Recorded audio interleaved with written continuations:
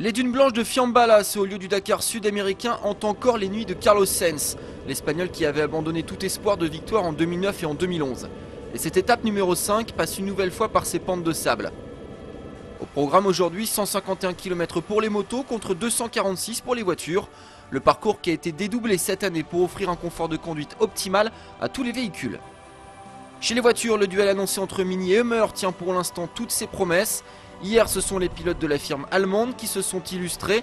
Stéphane Peterhansel qui a même pris la tête du général, bien aidé c'est vrai par les malheurs de Nasser Al-Attiyah.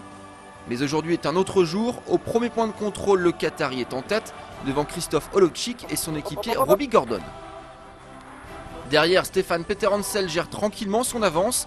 Le Français passe en 4ème position à 2 minutes 37 d'Al-Attiyah. Mais comme hier, la suite de la spéciale n'est pas un long fleuve tranquille pour le vainqueur 2011.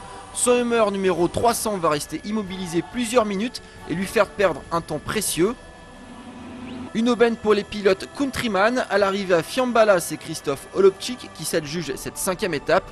La firme allemande décidément dans un bon jour car elle place deux autres véhicules dans le top 4. Derrière le Polonais, en effet, on retrouve à la 3ème place Stéphane Peterhansel à 3 minutes 52. Nani Roma lui est 4ème à plus de 7 minutes. Chez les Hummer, on attendait encore une fois Nasser Al-Attiyah, mais c'est en fait Robbie Gordon qui sauve l'honneur. L'Américain se classe 2ème à seulement 1 minute 01 du meilleur temps de Olokchik. Au classement général, Stéphane Peterhansel est toujours leader. Chez les autos, il y a le duel fratricide entre Mini et Hummer. Chez les motos, par contre, cela se limite à une bataille entre KTM, celle de Cyril Desprez et Marc Coma.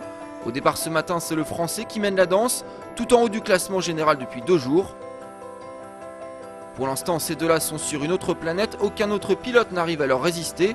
Et même lorsque les deux pilotes jardinent, juste avant le passage du premier point de contrôle, ils se sont légèrement perdus. Mais au final, c'est Desprez qui coupe le premier intermédiaire en tête devant Marc Coma, 58 secondes.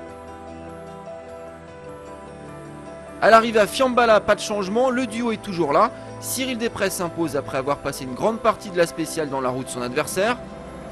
Il ajoute même 1 minute et 41 secondes à son capital temps par rapport à Coma. Derrière, dommage pour Franz Verhoeven. Il avait réussi un début de parcours comparable au duo Desprez-Coma, mais il a été ralenti par des problèmes mécaniques. Johan Barré-Dabord, quant à lui, a rendu une copie honorable en signant le 3ème temps du jour, 2h41 minutes et 15 secondes. Au classement général, Cyril Desprez confirme encore un peu plus sa position de leader, 9 minutes et 50 secondes le séparent de Marc Coma. Elder Rodriguez complète le podium à plus de 47 minutes de Desprez.